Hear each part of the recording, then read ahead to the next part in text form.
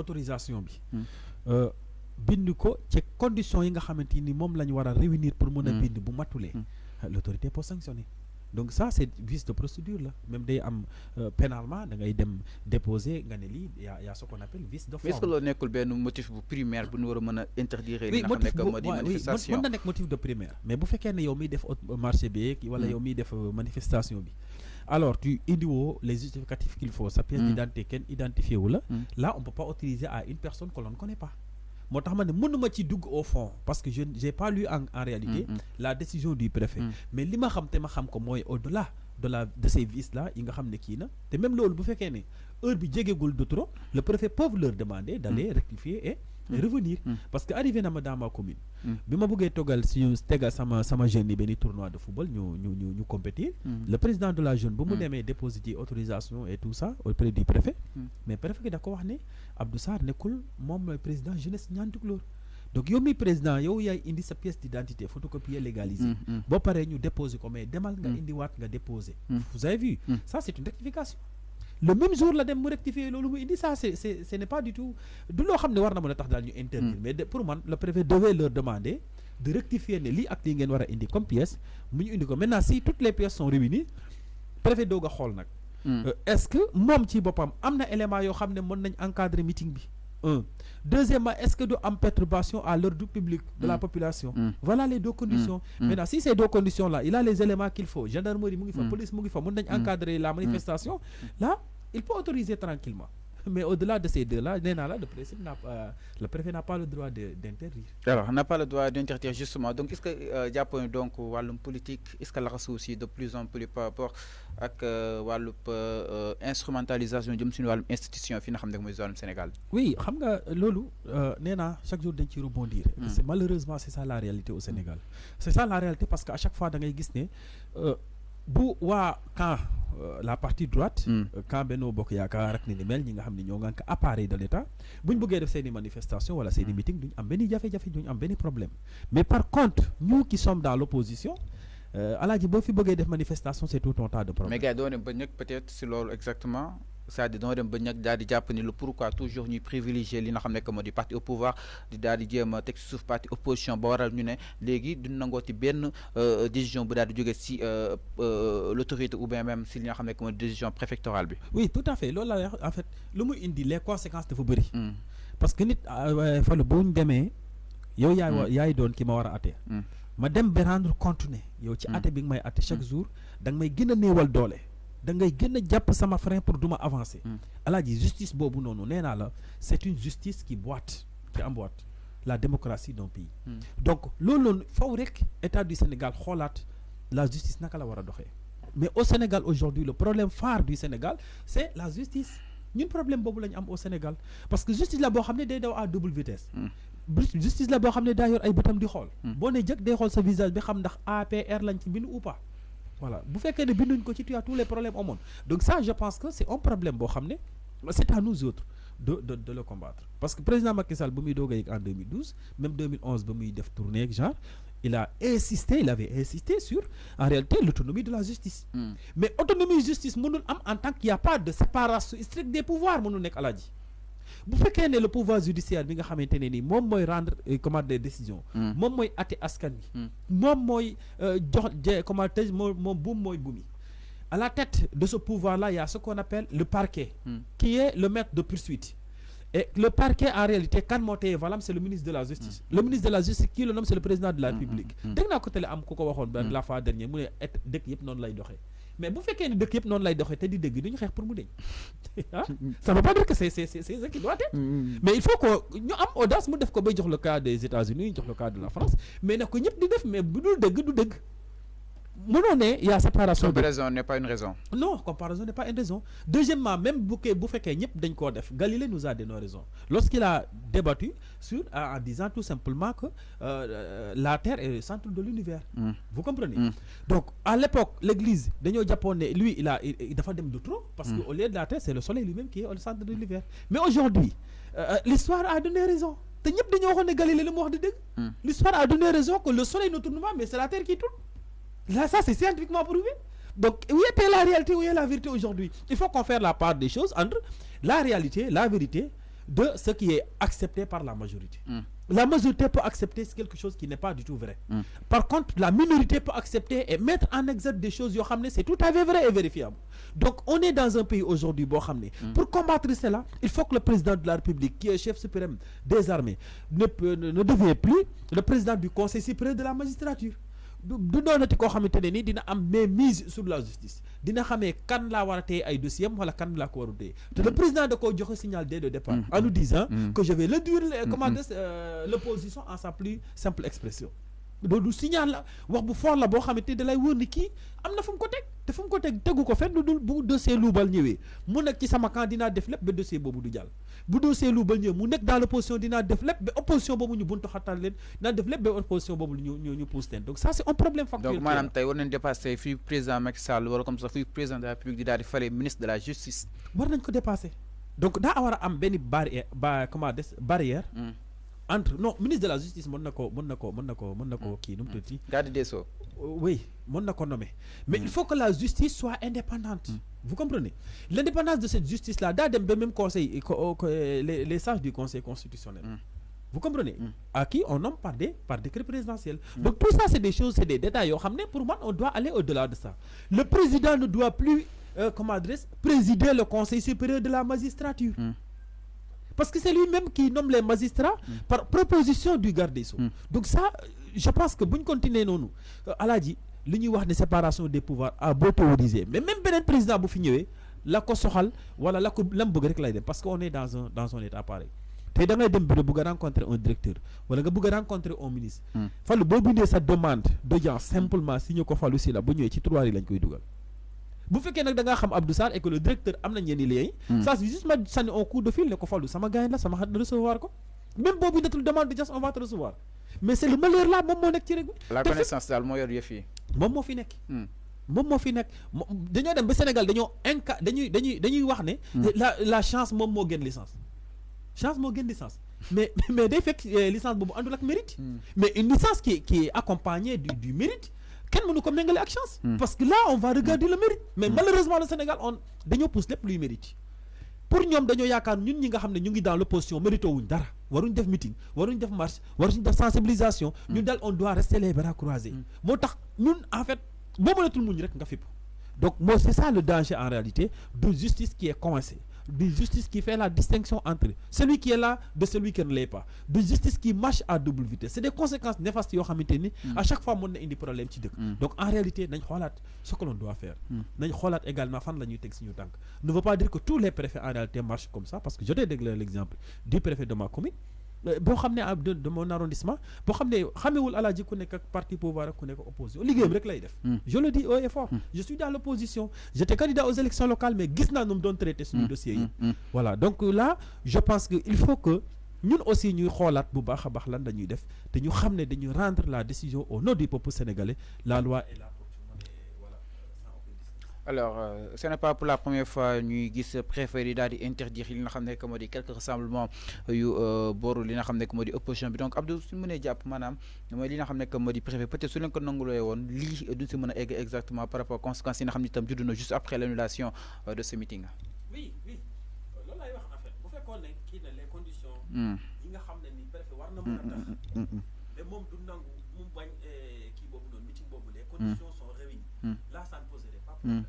Ça ne poserait pas de problème. Maintenant, toutefois, ce que j'ai à dire par rapport à ça, par rapport aux acteurs politiques, mais que il faut aussi nous jàngal dem mu def recul tuuti yàqul dara en fait il faut jàng recul parce que là bu ñu waxee forcing dina yàq loo xamante ni même bu ñu toogee dootuñu ko mën a. maanaam certes préfet bi li mu def àndoo si waaye li nga xam ne que moo di forcing bu waa Pastef daal di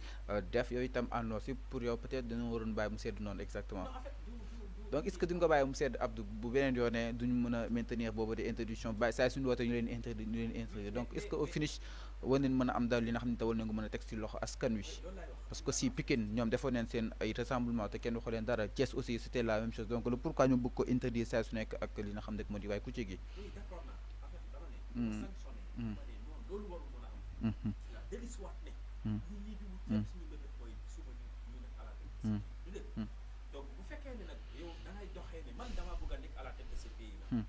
foofu rek nga nangu sax loo xam ne waroo koo nangu en réalité li nga xam ne droit may na la ko yoon may na la ko da nga ko war a doxal mais da nga koy bàyyi mu set. C'est pas pour en fait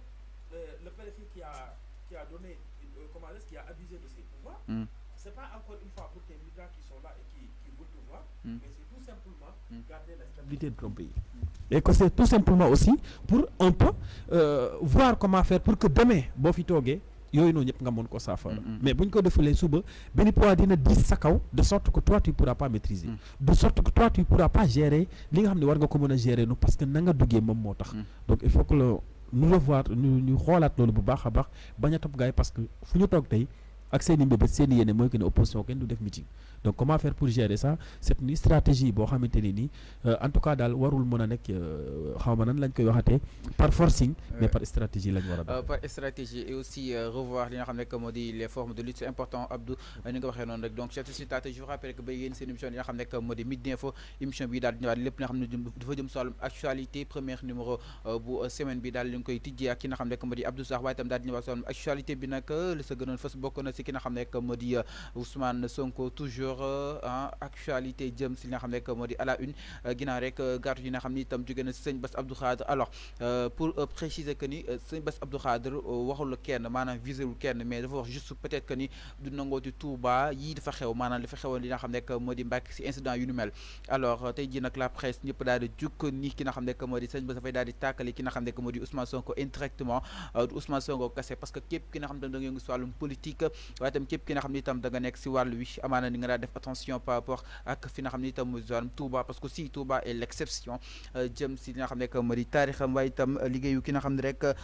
moo di borom Touba jëm si wàllu wunu mel. Alors ñu ngi tamit suñu débat ñu ngi ko doon campé par rapport ak li nga xam ne moo di la décision préfectorale jëm si premier meeting bi nga xam ne itam andi la woon na ko ki nga xam ne moo di Sonko nag ni du si daal dal benn yoon ni da nga koy daal di amal boobu day rassemblement ba mu daal di jur li nga xam ne moo di ay jàppande diggante ak force de l'ordre yi ak les sympathisants de Pastef si ñotteel ka nag lu daal di toll si juróom-benn fukki ak juróom daal leen si tegoon loxo maanaam 105 arrêtés ñu ñëpp lañu daal leen déféré par rapport ak boobu de li nga xam ne moo di incident si diwaanu Mbacké ba waral ki nga xam ne moo di sëñ Moustapha Bassirou Mbacké nag daal di siffler la fin de la récréation ñoom itam bëggoon nañ ko daal di dàbbali sax 24 février bii fa nga xam ne itam mooy zaadu Mbacké mais suñu ñotteel ka nag la ko Ousmane Sonko daal di sàkku ñu daal di koy annulé fa nga xam ne itam mooy zaadu Mbacké Touba. Alors justement jëm si wàllu wu ni mel nag dañuy ñëw exactement si discours yi nga xam ne itam jugoon na si li nga xam ne rek moo di cérémonie officielle bu màggalu Kazu Rajab ginnaaw rek ba ki nga xam ne rek moo di sëñ Bass Abdou Khadre xam leen ni duñ daal di bàyyi benn yoon les politiques ñëw di fa daal di semer li nga xam ne rek moo di le désordre fa nga xam ne itam mooy zone Touba. Alors Abdou naka na daal di jàngatee discours yi nga xam ne itam moo jógee si sëñ Bass Abdou Khadre fa nga xam ne itam mooy zone Touba. Bon jàngat bi ma ci am mooy jàngatu kilifa buy avertir rek waaw sëñ Bass Abdou Khadre Mbacké kilifa la boo gis na ne dëkkam def nañ ma fa loo xam ne bëggul mu amaat muy jox benn signal à comment dire à tous les acteurs politiques. Donc là je pense que c'est aussi son droit le plus absolu parce que li may wax léegi nag nee naa leen Touba daa am benn particularité bu fa am voilà particularité bu fa am loolu noonu la amee Tivaouane noonu la amee Ndiassane noonu la amee fépp donc moo tax ma ne la toute démocratie dépend de l'aspiration culturelle religieuse de sa population. La démocratie n'est pas, elle est universelle, mais l'universalité ne veut pas dire tout simplement que la démocratie benn tere la am boo xamante ni ñëpp ci lañ war a teg. Non démocratie boo gis réew moo gis ak sa manière de concevoir sa démocratie. Donc la démocratie sénégalaise elle est là, elle est importante. Certes l'État du Sénégal am na lu ci bëri loo xam ne bafoué nañ ko mais il faut que nous autres également ñu xoolaat ban définition lañ war a jox la démocratie au Sénégal. C'est important.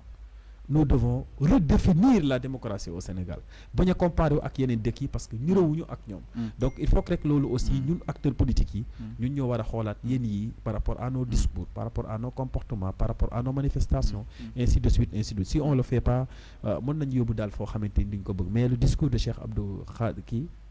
Mbacké là je pense que c'est pas quelque chose de méchant gisuma ci loo xamante ni méchant na day joxe juste avertissement parce que aussi image li nga xamante ni gis nañ ko au niveau de Touba la fois dernière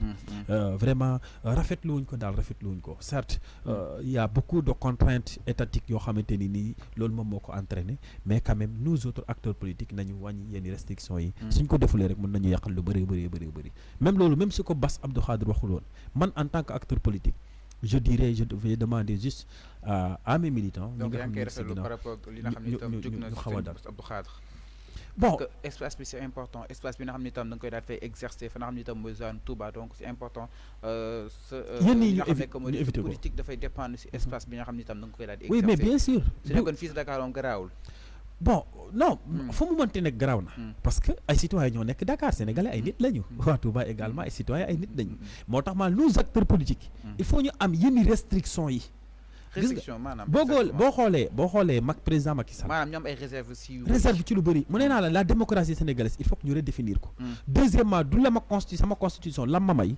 sama droit lam ma may dama koy exercer. Vous comprenez un peu ce que je veux dire? Effectivement. Voilà, il faut que ñu am ay restrictions boo xoolee président Macky Sall ñu bëri tey mënatuñ ko nangul parce que combat bu mu engagé woon en 2011 2012 moom moo tax moom moo engagé woon combat jël bëri matelas mergado de boo jaroon sax ñu déloger le président Abdoulaye Wade. Vous comprenez moom moo taxawoon ne su ma toogee kat sa journaliste duñ ko tëj ci sama magistère mais lii yëpp gis nañ ko fi alaaji donc loolu nag discours mu doon tenir noonu moom la nit ñi noté ci seeni xol ak seeni carnet d'adresse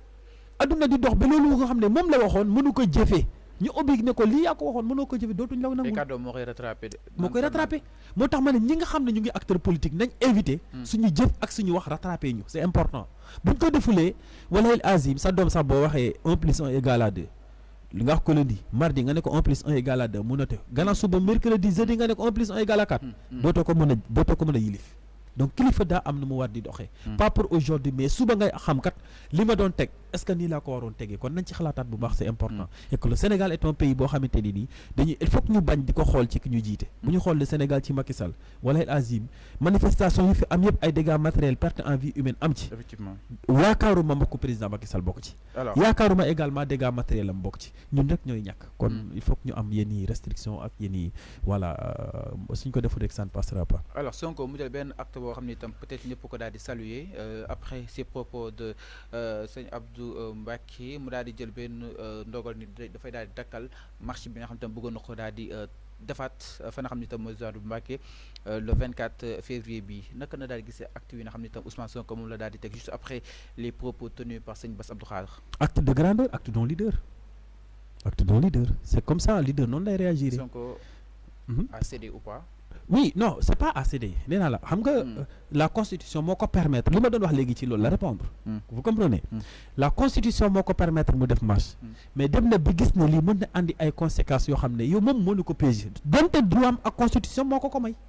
mu def déclaration ne arrêté na. Donc pour man un leader c'est comme ça que l'on doit réfléchir. Un leader c'est comme ça que l'on doit agir. C'est pas parce que cédé na parce que tey la gën a animé wu dama bëgg a nekk président de la République du Sénégal tey la ko gën a bëgg. donc cédé wul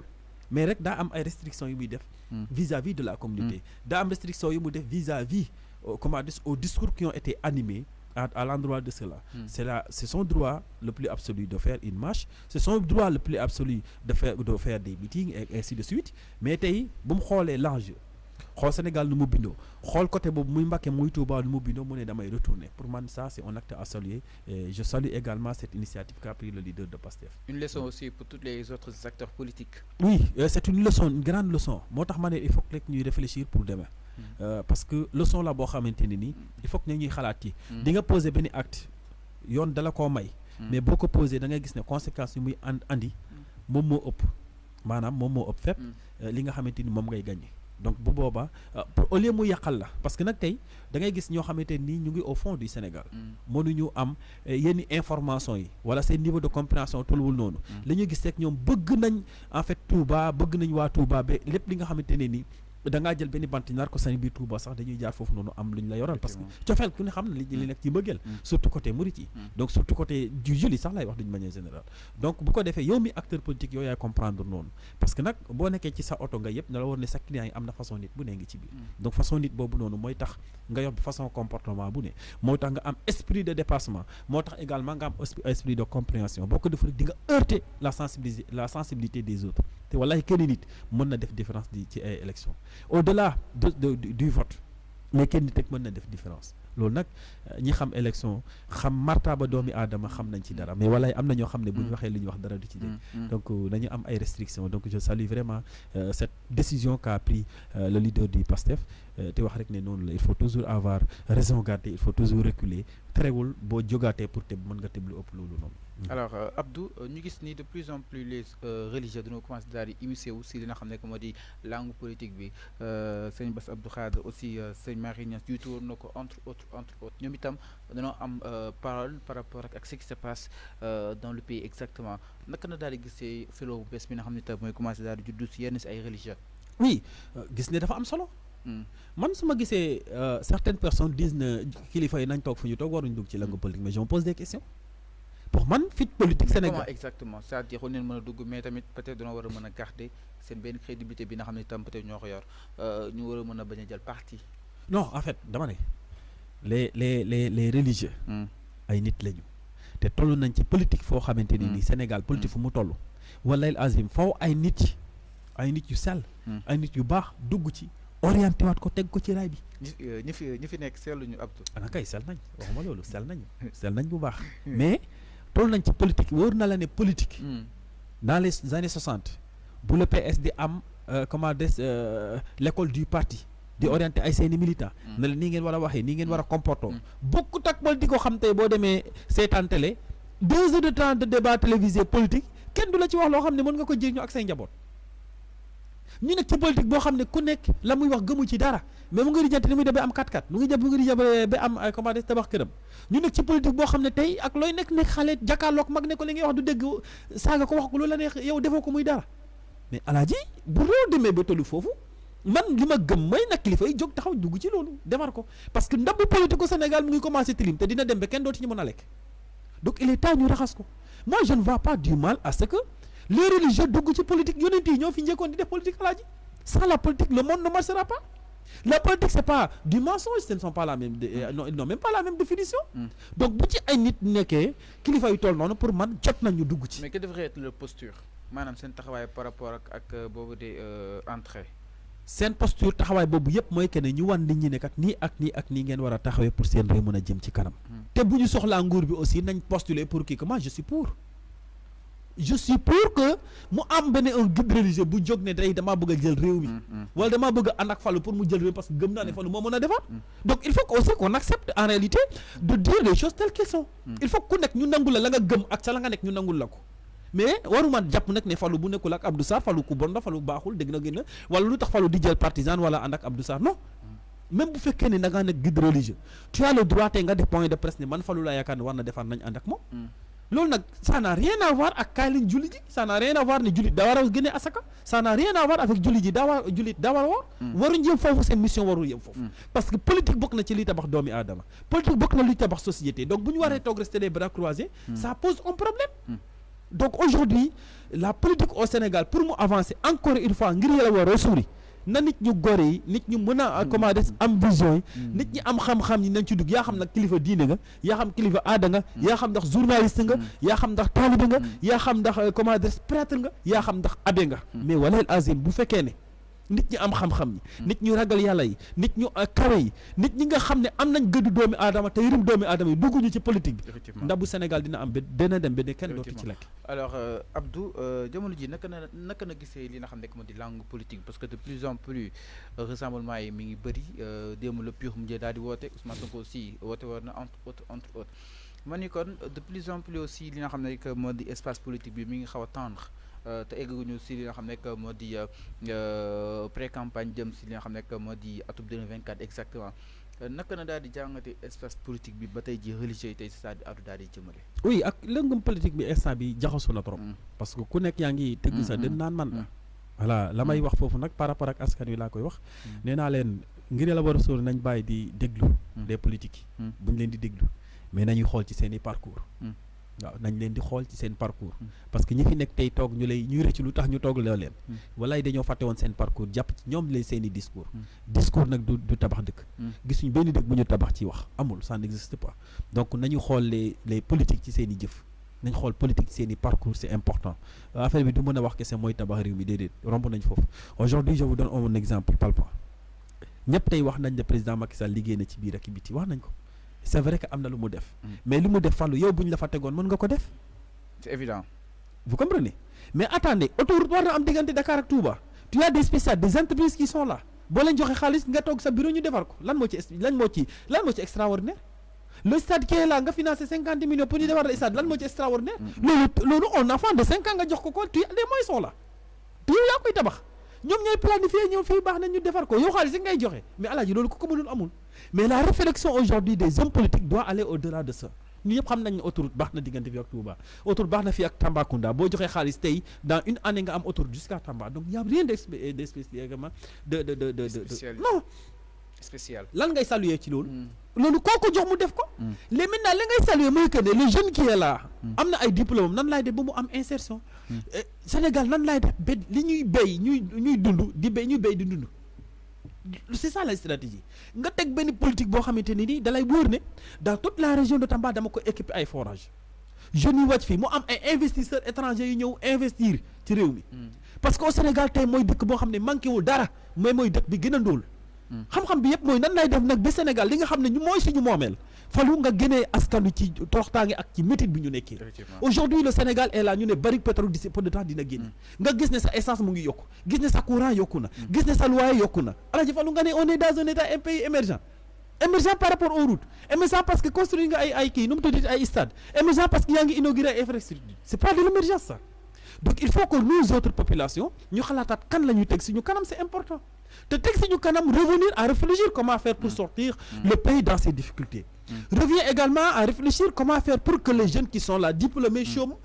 ni ñu def pour accéder en réalité sur le marché du travail réfléchir comment faire pour que le jeune qui est au Fongolemi la famille qui est au Fongolemi nan la ñuy def ba am autosuffisance alimentaire c'est important mais nga dëkkee si ay milliards falu di naan nan lañ koy tuddate